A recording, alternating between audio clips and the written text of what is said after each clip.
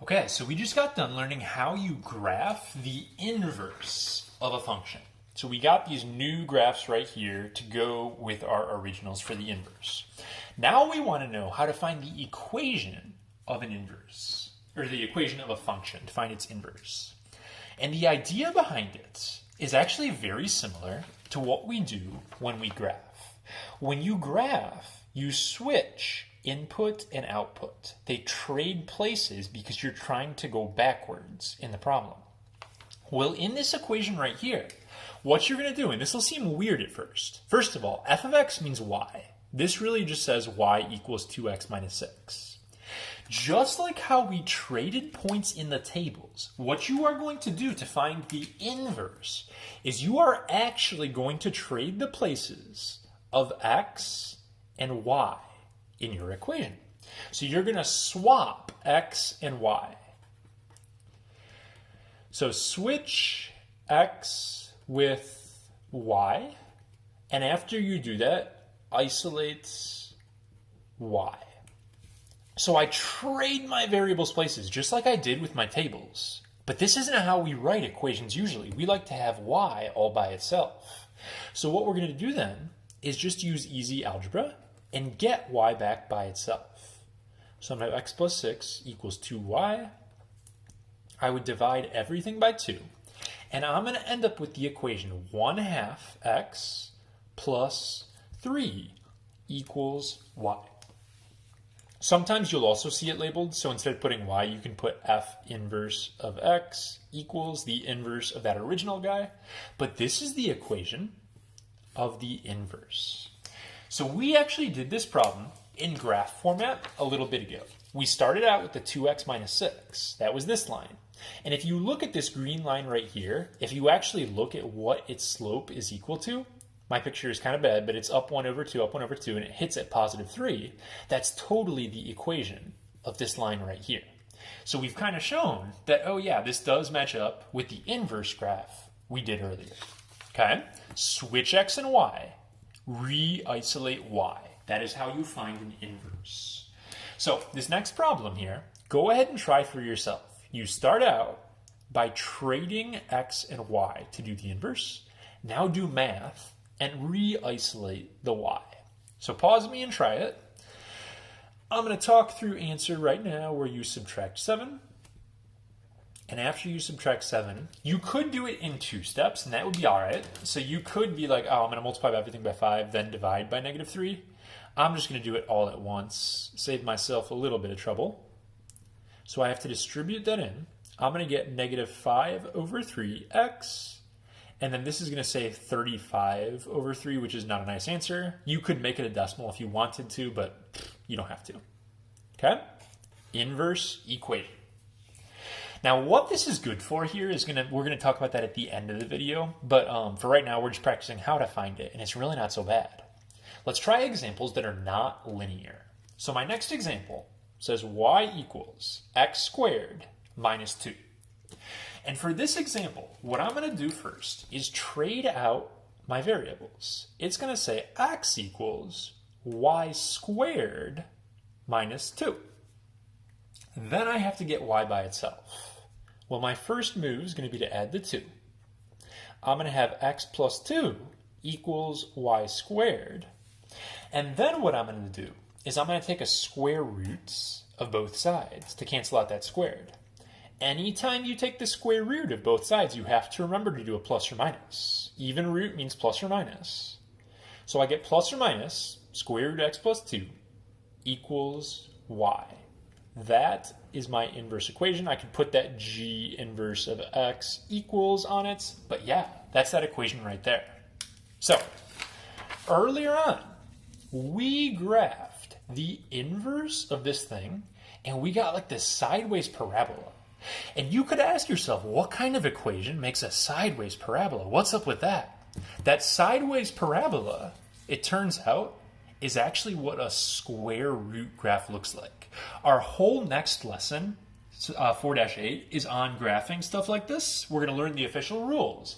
But a little bit of foreshadowing here, square root graphs make sideways parabolas like this. Okay? Now I want to do a couple extra things with this example. I want to talk about domain and range for my original equation and for my inverse equation. This is something I will ask you to do on a problem like this. I'll ask you for the domain and range, and I'll ask you if the graph is a function for each of them. So my original equation was x squared minus 2. X squared minus 2 is a parabola. Parabolas are not one of those two scenarios we learned about where there are restrictions. So the domain on my original is all real numbers. The range for this guy right here, think about it as a parabola. It's a parabola that hits -2 and goes up. So the range on that original is y is greater than or equal to a -2. Well, then they ask us if it's a function, and yeah, it was just a parabola, so that is a function. Now, I already have the graph of the inverse. So for the inverse, I could just look at this picture and be like, fill this stuff out right here. But there's a better way to do it that I want you to use. Remember, the idea is that x and y trade places. Well, when you do the inverse, this was my x's right here on the original. Those x's turn into the y's on the inverse because we switched our variables. So this is all real numbers. Okay, cool. This is all real numbers. And then I go over here to the range. Well, this is y's on the original. The original y's are going to turn into my new starting point, or my new x's.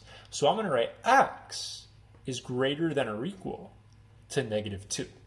So if you know the original, what you're going to do is you're going to flip-flop it, and that will get you the domain and range for the inverse without having to rely on a picture. As far as function goes, we already said the inverse is not a function. It would fail the vertical line test. The way you tell that from an equation, plus or minus signs make something not a function. Not the only way, but it's the main way that you're going to see in this chapter. So if an equation has a plus or minus on it, it's not a function. So let's go ahead and you guys try this next one out yourselves. Find the inverse and try to set up domain and range for both of them. Okay? So you guys should have already tried this. You've paused the video and you're just waiting to see if you got the answer right here. Working through this. When you get to this step, lots of kids are just so trained to do FOIL that they would FOIL right now. Trouble is, if you FOIL this out, it's going to say y squared minus 6y plus 9. You actually make the problem worse, and you make it harder to isolate y. Instead of FOILing, you're trying to get y by itself. Drop that square root to both sides. Need a plus or minus sign. So I'm going to have plus or minus my square root guy equals y minus 3. And then you guys know you add the 3, stick it in the front.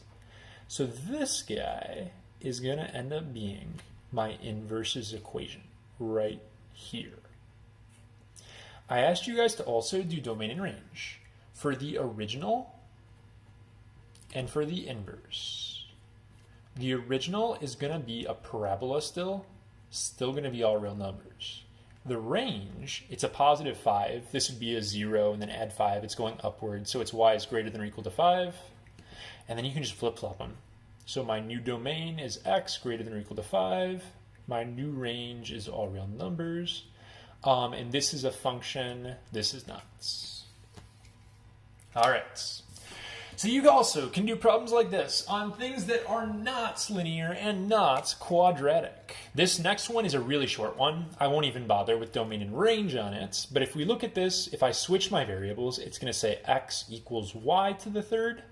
And you would just toss down a simple cube root to both sides. These will cancel.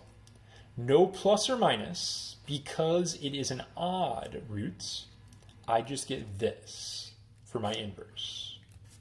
So, saw this weird looking graph over here. Oh gosh, what is this? My original cubic graph is here. Turns out a cube root graph looks like this. It's got long sides, a little bit of a swerve here in the middle. We'll do more with that in the next lesson as well. Okay, so try this next one yourself. Find the inverse of this equation, and we are going to do domain and range for this one. So, switching my variables. Next step, I'm going to add 2. And then I have to cancel out a fourth root. I will cancel out that fourth root by doing a power of 4. Exponent of 4, both sides. 2 things on that. Well, this side is easy. This side is just y plus 6. You do not do a plus or minus. Plus or minus is for even roots, not even powers. If you want to think about it, this is the 4 over 1 power to both sides. That's an odd on the bottom. So no plus or minus for even powers. Also, I don't want you guys to FOIL that. That would take forever. And don't break your promise here. I'm just going to leave it as x plus 2 with an exponent of 4. Then I'm going to subtract 6. So my inverse equation looks like this. And we've got it all set up. So that is my inverse. Domain and range on my original and on my inverse. For the original, there are 2 situations when you don't have all real numbers. Even roots was one of them. So what I would need to do with this is I would need to take my inside and I would need to make sure that that thing is always greater than or equal to 0. No negatives underneath. That's going to get me the answer x greater than or equal to a negative 6. The range, hard to do without seeing a picture. Smallest that this guy will ever be is a 0. That part is never going to get me a negative. So I'm going to get 0 or something bigger. And then I'm going to subtract 2. So thinking through it logically, the range is going to be everything negative 2 and above. Because the worst case, this is never negative here. Worst case scenario, this is 0. You get out a negative 2. To do my inverse, I just swap them. That's all I want you to do. And you're going to get these for your new domain and your new range. This is a function and so is this because neither of them have a plus or minus sign in them. That's what dictates right now whether something's a function.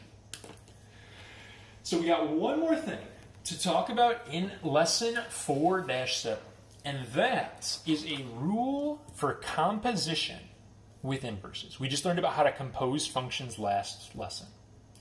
What the rule says is that if you compose a function with its inverse, you plug one into the other, and it doesn't matter which order you do it in. You get the same thing both ways, whichever one you do first. They're going to cancel each other, and you're going to get just what you started with. Okay? So this whole lesson, it's like, okay, yeah, I can find an inverse equation. Like, I understand it. I can do this stuff. But, like, why is this helpful? What am I even doing right now? I took an example from earlier on in the section. So this is our very first problem right here. So this problem is asking us to find f inverse of f of 8. So picture my function machine. I got my sweet f of x machine right here. And I plug an 8 into that machine. If I plug an 8 into this equation, 2 times 8 is 16, minus 6, I'm going to get out a 10. But let's say I'm like, oh no, I didn't want that 10. I messed up. I want to undo that. How do I get back to my original? What can I do to get back to here? Well, no problem. Take the number you just got, plug it into the inverse equation. Their job is to undo everything you just did. So if I do that and I do 1/2 times 10 plus 3, that's 5 plus 3, boom, gets me back to my original 8 that I started with. So if you plug in f of 8, we got out a 10. F inverse of that 10 gets us back to 8. So basically, they cancel each other out. Now we learned that usually the order matters and you get a different answer. That's not true on inverses though. Inverses can go either way. This time I'm going to start with the inverse. I'm going to plug an 8 in here. 1/2 times 8 is 4 plus 3. Oh, that gets me a 7 out. Oh no, I don't want a 7. I want my old number back. Well, cool. I'm going to plug a 7 in right here. 2 times 7 is 14. Minus 6 gets me 8. So the whole point of these equations is they're equations that are built to undo each other. The last thing with this is showing algebraically, verifying that two things actually are inverses. If you compose two functions and leave x in it, they will cancel, and you should always get x as your answer. That's the rule for composing functions, just like you saw right here, where they canceled and I just got this. So they say to do f of f inverse of x. The inverse equation is the 1/2 x plus 3. Now I need to take this stuff and I need to substitute it into the f equation. So that stuff is going up in there. So I'm going to have 2 sub in and then minus 6. If I clean this up, 2 times 1/2 is 1x plus 6 minus 6. You will see that you actually do get x. Anytime you compose a function with its inverse, you will get x for your solution.